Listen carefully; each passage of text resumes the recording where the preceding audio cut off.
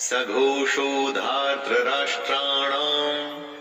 हृदयानि व्यदारयत् नभश्च पृथिवीं चैव तुमुलो व्यनुनादयन्। युद्ध से पहले जैसे आप शत्रु को अपनी शक्ति दिखा के डराने का प्रयास करते हैं, वैसे ही यहां भी हो रहा है। संजय कहते हैं कि इस भयानक शब्द ने आकाश और पृथ्वी को भी गूंजाते हुए धार्त राष्ट्रों के अर्थात आपके पक्ष वालों के हृदय विदीर्ण कर दिए। जब आप हुंकार भरते हैं, वॉर क्राई देते हैं, तो बड़े से बड़े शत्रु को भी डर लगता है। यह हुंकार ऐसी होनी चाहिए कि शत्रु सोचे कि वो किससे युद्ध करने जा रहा है। आप चाहे इंटरव्यू के लिए जाएं, किसी से मिलने जाएं, आपका हुनर, आपकी प्रतिभा ऐसी होनी चाहिए कि सामने वाला आपके कौशल से प्रभावित हो जाए। अर्जुन उवाच अथ व्यवस्थितान् दृष्ट्वा धार्तराष्ट्रान् कपिध्वजः प्रवृत्ते शस्त्रसम्पाते धनुरुद्यम्य पाण्डवः। ऋषिकेशं तदा वाक्यम् इदमाह महीपते सेनयोरुभयोर्मध्ये रथं स्थापयमेच्युत। अर्जुन अपने मोर्चा बांधकर डटे हुए धृतराष्ट्र संबंधियों को देखते हैं, फिर अपना धनुष उठाकर ऋषिकेश श्री कृष्ण से कहते हैं, हे अच्युत, मेरे रथ को दोनों सेनाओं के बीच में खड़ा कीजिए। अच्युत अर्थात अटल, जो अपने स्थान से हटता नहीं, जिसका नाश नहीं हो सकता। श्री कृष्ण का एक नाम अच्युत भी था और अर्जुन अपने सारथी से दोनों सेनाओं के बीच में जाने को कह रहे हैं। अर्जुन ने श्री कृष्ण को इसलिए चुना था कि वो जानता था कि जब साक्षात भगवान उसके साथ हैं, तो मतलब धर्म उसके साथ है। जिसके साथ धर्म होता है वो कभी हार नहीं सकता।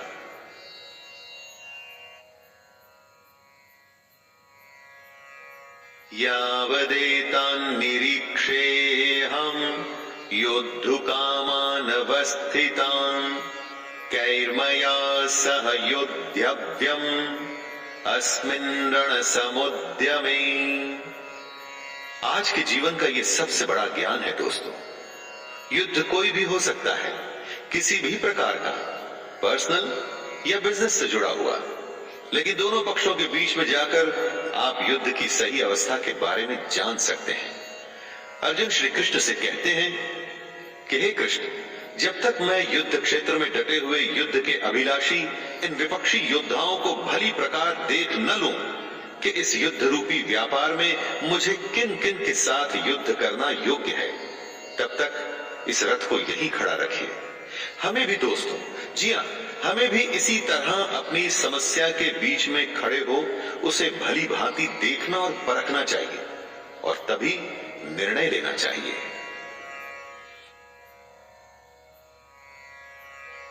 योत्स्यमानानवेक्षेऽहम् य एतेऽत्र समागतः धार्तराष्ट्रस्य दुर्बुद्ध्यैर्युद्धे प्रियचिकीर्षवः। अर्जुन दुर्योधन को दुर्बुद्धि बता रहे हैं, क्योंकि दुर्योधन के हठ के चलते हुए ही ये युद्ध हुआ। दुर्योधन का साथ देने जितने भी राजा आए हैं, उन्हें अर्जुन युद्ध स्थल के बीच में खड़े होकर के देखना चाहते हैं। दोस्तों, ये जरूरी नहीं कि आपका शत्रु सही हो सकता है उसने गलत तरीका अपना करके आपको युद्ध में उलझाना चाहा हो, जैसा कि महाभारत में भी हुआ। युद्ध तो करना ही पड़ता है और वो तभी करना चाहिए जब आप अपने शत्रु को अच्छे से देख परख चुके हो, जान चुके हो। इसलिए अर्जुन कृष्ण से दोनों सेनाओं के बीच में रथ को ले जाने के लिए कहता है।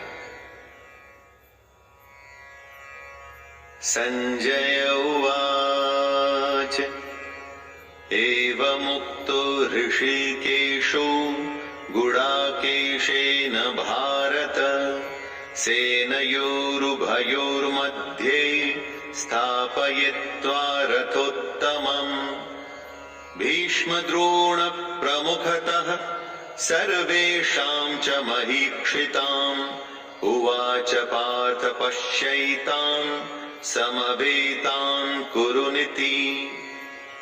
संजय अपना आंखों देखा हाल बताते हैं। हे धृतराष्ट्र, जैसा कि अर्जुन ने कहा था, श्री कृष्ण ने दोनों सेनाओं के बीच में भीष्म और द्रोणाचार्य के सामने तथा संपूर्ण राजाओं के सामने रथ को खड़ा करके इस प्रकार कहा, हे पार्थ, युद्ध के लिए जुटे हुए इन कौरवों को देख। पार्थ अर्जुन का ही नाम है दोस्तों। उस अर्जुन का नाम है जो शंका में बस घिरने ही वाला है। पार्थ हम सब भी हो सकते हैं, और अगर हम अपने आप को शंका में घिरा पाते हैं तो मदद करने के लिए कृष्ण भी दूर नहीं होते, और ना ही उनकी गीता दूर होती है। तत्रापश्यत् स्थितान् पार्थः पितॄनथ पितामहान् आचार्यान् मातुलान् भ्रातॄन् पुत्रान् पौत्रान् सखिंस्तथा। कुंती का एक नाम पृथा भी था। पृथा पुत्र अर्थात कुंती पुत्र। पार्थ दोनों ही सेनाओं के मध्य में उपस्थित ताऊ, चाचा, दादा, परदादा, गुरु, मामा, भाइयों, पुत्रों, पोतों को देख रहे हैं। महाभारत को इसीलिए तो धर्म युद्ध कहा गया है, ऐसा युद्ध जो धर्म के लिए किया गया था। और इस युद्ध का एक बड़ा परिवार दो हिस्सों में बंट गया था।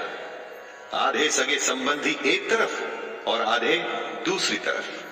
हर किसी को फैसला करना था कि वो युद्ध में किसका साथ देना चाहता है, दुर्योधन का या अर्जुन का। श्वशुरान् सुहृदश्चैव सेनयोरुभयोरपि तान् समीक्ष्य स कौन्तेयः सर्वान् बन्धूनवस्थितान्। इन सब सगे संबंधियों के साथ साथ अर्जुन अपने मित्रों को, ससुरों को, सुहृदयों को देख रहे हैं, विचार कर रहे हैं। पूरा जीवन पांडु पुत्रों और धृतराष्ट्र पुत्रों के साथ बिताया। सारे सगे, सारे संबंधी एक ही तो हैं, दोनों पक्ष में अपने ही तो लोग हैं, किंतु अब अपनों के ही दो पक्ष बन गए हैं। उसमें से एक पक्ष शत्रु का है। हर किसी से अर्जुन की लड़ाई नहीं थी, लेकिन अब युद्ध में वो उसके शत्रु थे और उसे उनके साथ लड़ना होगा।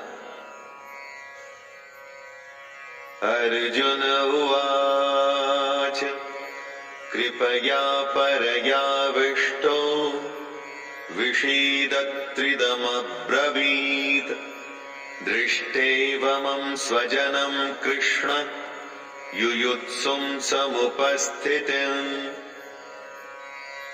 अपने करीबी एकदम अपने अर्जुन के सामने खड़े थे, लेकिन शत्रु पक्ष में उन उपस्थित संपूर्ण बंधुओं को देखकर वे कुंती पुत्र अर्जुन अत्यंत करुणा से युक्त होकर शोक करते हुए श्री कृष्ण से कह रहे हैं। यही से शुरुआत होती है दोस्तों, आरंभ होता है अर्जुन के विषाद का, जिसके लिए संपूर्ण गीता की रचना हुई। कृष्ण को मार्गदर्शन के लिए एक ऐसी रचना करनी पड़ी जो हमेशा हमेशा के लिए हर किसी को सही राह पर चलने के लिए प्रेरित करती रही है और आगे भी प्रेरित करती रहेगी।